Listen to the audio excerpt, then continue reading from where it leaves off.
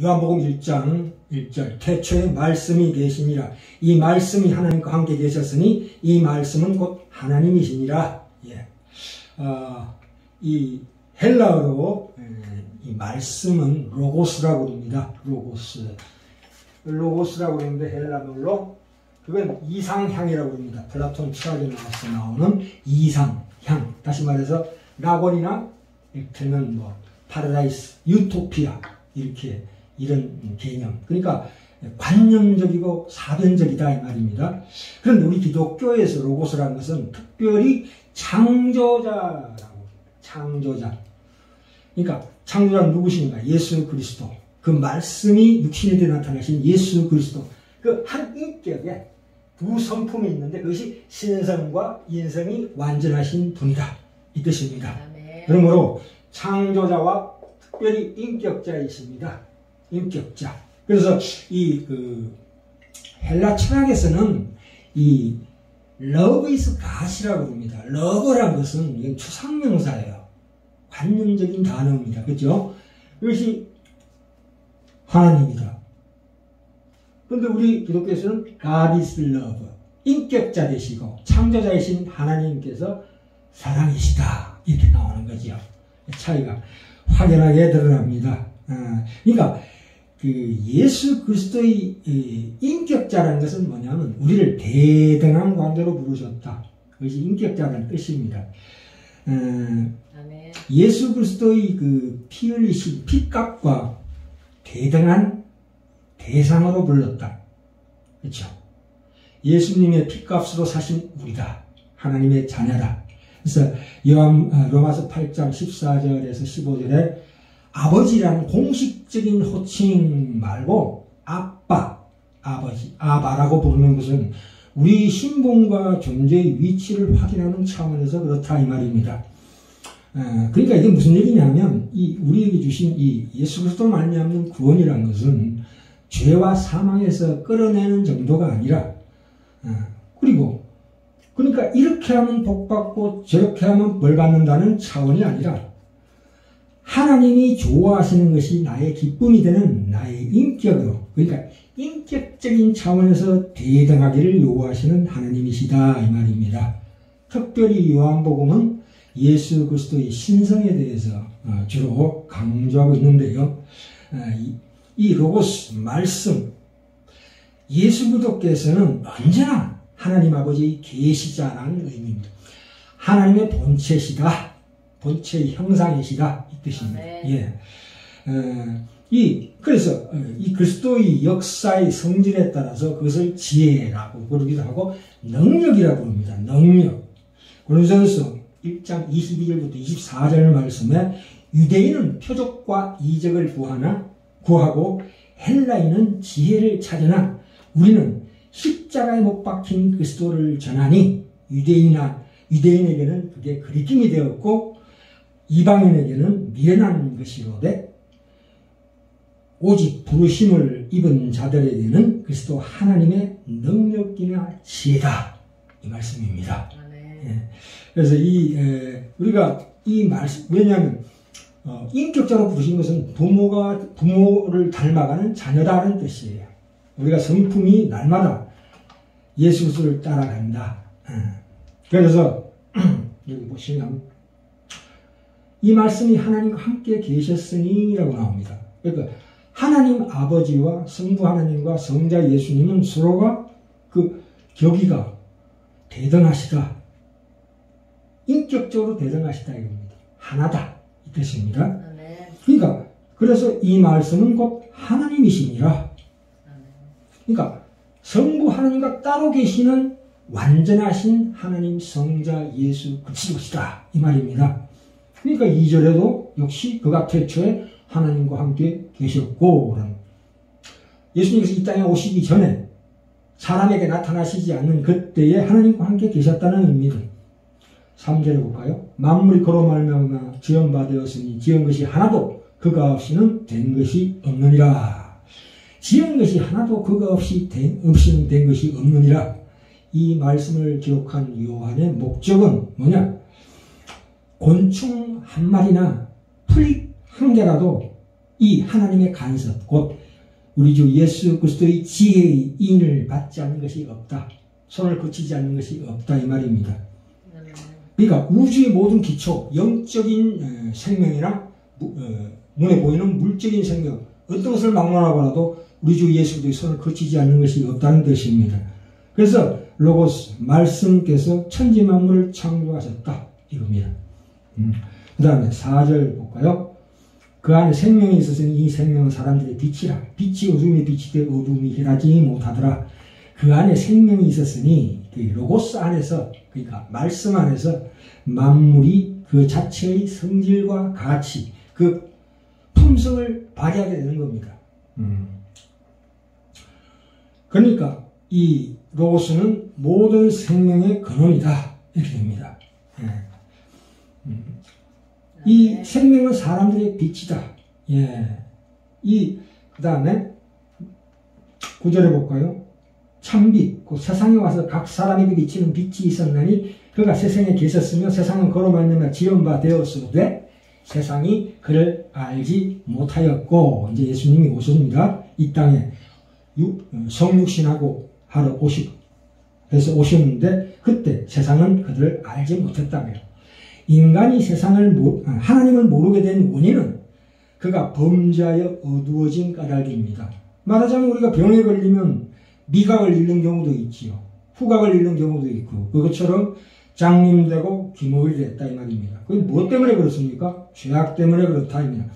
이 죄악만 없애면 우리가 다 세상 사람들이 다 하나님을 공경하게 될 것인데 그 죄악이 우리를 가로막고 있다. 그래서 이사야 59장 1절 2절에 여호와의 손이 짧아 구원치 못함도 아니요 귀가 둔하여 듣지 못하심도 아니라 오직 너희 죄악이 너희와 너희 하나님 사이를 내었고 너희 죄가 그 얼굴을 가리고서 너희를 듣지 않으시게 함이니 이렇게 나옵니다.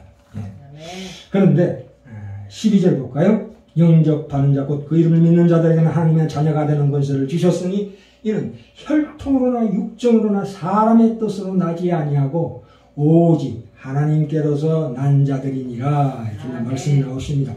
오직 하나님께로서 난 자들이니라 이 말씀은 거듭난 생명을 의미합니다. 그렇죠? 거듭난 생명은 특별히 하나님을 찾아가게 됩니다.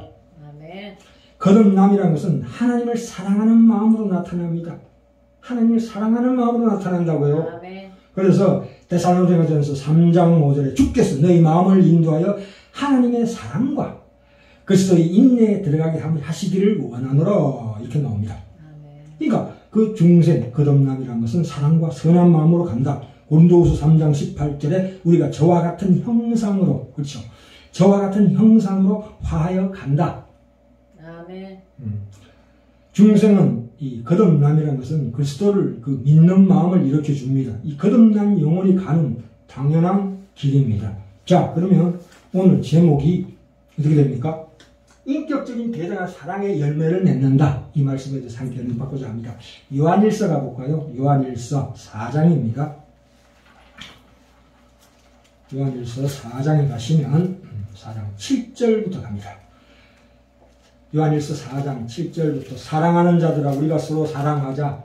사랑은 하나님께 속한 것이니 사랑하는 자마다 하나님께로서 나서 이렇게 나오죠. 사랑하는 자마다 하나님께로서 나서 하나님을 알고 사랑하지 아니하는 자는 하나님을 알지 못하나니 이는 하나님은 무엇이라고요? 사랑이시니라. 그렇죠? 그래서 하나님의 사랑이 우리에게 이렇게 나타난 바 되었으니 성육신 하나님이 자기의 독생자를 세상에 보내시면 저로 말미암아 우리를 살리려 하심이니라. 사랑은 여기 있으니 우리가 하나님을 사랑한 것이 아니요 오직 하나님 우리를 사랑하사 우리 죄를 위하여 화목제로 그 아들을 보내셨음이니라. 10절에 나오고 있습니다. 자, 그러면 이 성경에서 하나님께서 인간을 아가페로 사랑하심을 말씀하고 있습니다. 그런데 이 하나님께서 우리를 아가페적인 사랑으로 우리를 구원하셨는데 그 사랑을 우리가 현실 속에서 어떻게 실현되는 것인가, 어떻게 실현되어야 할까에 대해서 우리가 은혜받고자 합니다. 그죠? 이 사랑의 문제를 이 말씀, 이 말과 관련하여 한번 숙고해 보고자 합니다. 이 사랑에는 특별히 하나님이 우리를 사랑하시는 사랑이 있습니다. 하나님이 인간을 사랑하신 이건 아가페적으로 우리를 사랑하심입니다. 그렇죠? 두 번째는 인간이 하나님을 사랑하는 것이 있습니다. 인간이 하나님을 사랑하는 것이 있습니다. 또 세 번째는 인간이 이웃을 사랑하는 것입니다. 이 세 가지가 있습니다. 그런데 여기에서 하나님이 인간을 사랑하시는 것은 우리가 말하자면 우리가 특별하게 하나님과 동등한 능력이 없기 때문에 잘 알 수가 없습니다. 이건 논외로 치고 자, 전체적으로 한번 따져봅시다. 인간은 유일하게 말을 할 줄 아는 존재입니다. 그렇죠? 인간은 어떤 상대방을 의식하게 되면 반드시 그 안에서 말이 일어납니다. 말이 일어난다고요. 우리가 뭐 아름다운 숲을 보았을 때 그 숲을 의식하기만 하면 그 안에서 말이 일어납니다. 그래서 그 말, 그러니까 특정한 언어가 아니라 생명의 언어로 대화하게 돼요. 대화하고 싶은 마음이 생겨나는 거예요. 그게 우리 영혼에 숨겨진 하나님의 말씀의 근본입니다. 예. 우리가 개를 볼 때, 강아지를 볼 때도 그 강아지를 의식하기만 하면 내 안에서 말이 일어납니다. 그건 모국어를 넘어서서 어떤 특정 언어가 아닌 생명의 언어 그 자체로 숲과 개와 대화할 수가 있다 이 말입니다. 특히 외국 사람 만났을 때도 마찬가지죠. 영어를 모른다 할지라도 눈짓, 손짓, 얼굴 표정, 행동으로 거의 80%는 의사를 전달할 수가 있습니다. 이런 점에서 인간은 본질적으로 대화하는 존재입니다. 대화하는 존재라고요. 하나님과 대화하는 존재다. 말을 하고 동시에 말을 듣는 본질이 분명합니다. 이 언어라는 것은 비록 타락되어 있습니다. 그러나 그 언어를 통해서 인간이 특정한 언어를 발명하게 됩니다. 그렇죠? 인간이 대화하는 존재이기 때문에 비로소 특정한 언어를 발명하게 되고 개발하게 되는 거거든요. 인간은 상대를 의식하는 말이 일어나는 그 본질이기 때문입니다. 말씀이 본질이다 이 말입니다. 그것은 상대가 동물이든 식물이든 외국인이든 같은 민족이든 그게 신이든 누군가를 의식하기만 하면 말이 일어난다 이 말입니다. 왜 그렇습니까? 인간 속에는 이미 말이 주어져 있다 이 말입니다. 인간은 이미 주어진 그 말 때문에 말을 할 수 있고 말을 합니다. 실제적으로 이 우리가 자연적인 그 선천성이다 이렇게 얘기합니다. 자연과학자들이 그렇지 않습니다. 이 말이라는 것은 그 근원을 따져 들어가 보면 주어진 것입니다. 하늘로부터 주어진 거예요. 밖으로부터 들어온 것이 분명합니다. 말은 본질적으로 어떻게 그 자체를 어떻게 설명할 수가 없는 겁니다. 그것이 바로 생명입니다. 그게 실제성이다 이 말입니다. 우리 영혼을 지탱하는 궁극적인 존재다. 말씀이 우리 인간 의식을 가능하게 하는 그 중심이다 이 말입니다. 중심점이다. 예. 그런데 이 말씀이 활동하는 그 지점, 말씀에 활동하는 영역, 그것이 바로 사랑입니다. 그것이 사랑이라고요. 말씀이 활동하는 그것이 사랑입니다. 아까도 말씀드렸지만 우리가 하나님 우리를 인간을 사랑하셨다 했을 때 그것은 아가페적인 사랑인데 그것은 우리가 직접적으로 논할 수가 없습니다. 왜냐하면 하나님께서 우리를 아가페의 방식으로 우리를 사랑해 주시지만 우리는 그를 바라볼 때에 에로스적인 사랑으로 바라보게 되거든요. 인간은 그건 이해할 수가 없습니다. 우리는 그것은 차차 다루기로 하고요. 인간이 신을 사랑하는 하나님을 사랑하는 것을 일단 우리가 따져보고자 합니다. 그죠? 또한 더 나아가서 인간이 인간을 사랑하는 것을 따져보고자 합니다. 하나님께서 그렇다면 하나님 계시로 말미암아 어떤 사랑인가, 하나님 우리에게 주시고자 하는 사랑이 어떤 사랑인가 하는 것을 우리가 알게 됩니다. 그렇죠? 인간의 사랑에는 특별히 3번 인간이 이웃을 사랑하는 것, 여기에 대해서는 특별히 인간의 사랑의 유형은 여러 가지가 있습니다. 첫 번째로는 부모가 자녀를 사랑하는 그 사랑이 있지요. 부부간의 사랑이 있고 이성을 향한 사랑이 있고 스승과 제자 사이의 사랑이 있고, 그러나 이런 것보다 또 어떤 민족을 향한 사랑, 그죠? 국가에 대한 사랑, 또 전체 보편적인 인간에 대한 사랑도 있습니다. 특별히 이 창세기에 보시면 남자와 여자와의 그 사랑에 대해서 많이 다루고 있습니다. 그게 남녀 간의 사랑이 사랑을 논할 때 있어서 가장 탁월한 이해가 된다 이 말입니다. 성경에서 자주 이 하나님을 인간의 방식으로 기록해 놨습니다. 그렇죠? 그 말씀을. 그러니까 하나님은 인간적으로 질투하시기도 하고 분노하시기도 하고 기뻐하시기도 하고 슬퍼하거나 즐거워하는 모습으로 묘사됩니다. 하나님을 인간의 감정으로 묘사하는 것으로 보입니다. 그렇죠? 그래서 이 사랑이라는 단어는 너무나 중요하다 이 말입니다. 우리가 무슨 뇌하수체에서 두뇌의 작용으로 사랑의 감정이 나오고 호르몬의 분비 물질로 말하면 이렇게 된다. 그거는 인간은 생물학적으로 보는 거지 근원적인 신비에 속하는 이 영, 사랑이라는 영이 나는 너를 사랑한다는 그 문장을 만들 수가 있습니다. 그렇죠? 안 그렇습니까? 그렇기 때문에 이 말씀은 그렇게 중요하다 이 말입니다. 우리 생명의 본질이다 이 말입니다. 아멘. 네. 그 다음에 말씀이 육신이 되어 여기 요한복음 보시면 14절에 말씀이 육신이 되어 우리 가운데 거하시니 우리가 그 영광을 보니 아버지의 독생자 영광이요 은혜와 진리가 충만하더라. 여기 말씀이 육신이 되어라는 말, 그렇죠? 이거 예수님께서 인간의 육신과 영혼을 입으셨다, 취하셨다 이 뜻입니다. 그래서 로마서 8장 3절에 그러나 그는 육체를 취하였으나 하나님 그대로 오셨습니다. 그래서 로마서 8장 3절에 죄 있는 육신의 모양으로 실상은 죄가 없으신 분이신데도 죄 있는 육신의 모양으로 보내심을 입어 육신의 죄를 정하셨음이 되셨다. 스스로를 죄인으로 칭하시고 그것은 우리를 위해서 그 육신을 십자가에 못 박으셨다 이 뜻입니다. 그죠? 네. 갈라디아서 3장 13절에 그리스도께서 우리를 위하여 저주를 받은 바 되사 이렇게 되십니다. 그는 하나님을 나타내시기 위하여 우리 육신을 입으셨습니다.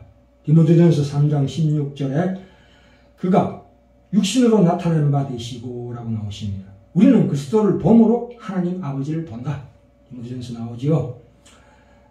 그래서 근데 이 예수의 육신은 특별히 히브리서 10장 20절에 그 휘장으로 얘기합니다. 성소의 휘장으로. 그 길은 우리를 위하여 휘장 가운데로 열어놓으신 새롭고 산 길이요 그 휘장은 곧 저희 육체니라 이렇게 나옵니다. 네. 예. 그래서 바울이 뭐라고 말했습니까? 내가 이제 너희를 위하여 받는 괴로움을 기뻐하고 우리가 기쁨이나 평안이나 화평이란 말이 세상적인 용어를 들어 쓰지만 그 의미와 뜻은 전혀 다르다 이 말입니다.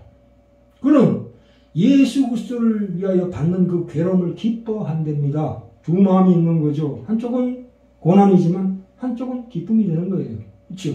이렇게 그리스도의 남은 고난을 나의 몸된 교회를 위하여 내 육체에 채우느라. 우리가 십자가의 길을 함께 걸어간 우리도 예수 그리스도와 방불한 말씀입니다. 말씀. 우리 모든 말과 행동, 우리 생애 전체가 하나님의 말씀이다 이 말입니다. 그래서 이 말씀에 나오잖아요. 더 큰 일도 하리라. 예수님께서 그렇게 말씀하셨습니다. 그래서 그걸로 말미암아 하나님의 말씀을 이루려 합니다. 이렇게 나옵니다. 네. 그래서 그가 우리 가운데 거하시네 이렇게 나옵니다. 우리 가운데 거하시네. 그래서 뭐냐? 그 장막, 성소 가운데 휘장으로 거하시네. 그래서 그것이 찢어져서 우리와 하나님이 하나 되게 하셨다. 성전보다 크신 분이 여기 계신다. 우리 하나님의 아들이신 예수님은 실상 성전보다 크신 분이다. 이렇게 나옵니다. 그래서 우리가 보통 그 크리스마스 때 예수님의 생일을 축하한다, 탄생을 축하한다 이렇게 얘기하지만 사실은 약간 왜곡된 말입니다. 왜냐하면 예수님은 없다가 살아나신 분이 아닙니다. 그러니까 예수님의 생일이 아니죠. 예수님은 영원 전부터 계신 하나님이십니다. 우리를 위하여 이 땅에 낮고 천한 자리에 오셔서 그 무한하신 분이 유한한 우리의 제한 속에 들어오신 참으로 고귀한 순환이고 고난이다. 이렇게 이해하십니다. 그 앞에서. 자, 그래서, 17절 볼까요? 율법은 무엇으로 말미암아 주신 것이 은혜와 진리는 예수 그리스도로 말미암아 온 것이라. 아멘. 은혜와 진리는 예수 그리스도로 말미암아 온 것이다. 그러니까 율법은 장차 올 것 은혜의 그림자다. 그러니까 사람인 모세에게 준 것은 그 은혜와 진리를 나타내기 위한 하나의 율법 그림자다 이거예요. 예언의 성취로서 나타나는 실물의 그림자다 이런 뜻입니다. 여기 보시면 우리 가운데 주신 것이라고 해요. 그죠? 주신 것. 주신 것은 무엇으로 말미암아 율법을 주신 것이지만 그러나 우리에게 온 것은 뭐 서로가 대조가 되는 거죠. 하나님이 주심이라는 것은 먼 거리에서 마치 아내를 남편으로 손잡고 끌어간 그 율법의 그 은혜다 이 뜻이고, 이 오신 것이라는 것은 하나님 자신이 예수 그리스도로 말미암아 친히 이 땅에 오셔서 우리 가운데 성령으로 거하시는 것이다. 네. 이 뜻입니다. 그 율법과 하나님의 은혜와 진리의 그 실체가 이렇게 대비되기도 하고 그 안에 포함되기도 합니다. 네. 그 다음에 18절에 본래 하나님을 본 사람이 없으되 아버지 품속에 있는 독생하신 하나님이 나타내셨느니라. 그렇죠? 그래서 우리가 품속에 있다는 것을 아기를 안고 있는 그 품속을 생각할지 모르지만 그게 아니고 그건 영적인 얘기입니다. 그것은 다음 시간에 말씀드리고자 합니다. 아버지 하나님의 가슴 속에 있다. 아버지 하나님과 일체이시다. 그것이 말씀이시다. 그 말씀이 사랑으로 나타난 것이다. 이렇게 이해하시면 될 것 같습니다. 오늘 여기까지 하겠습니다.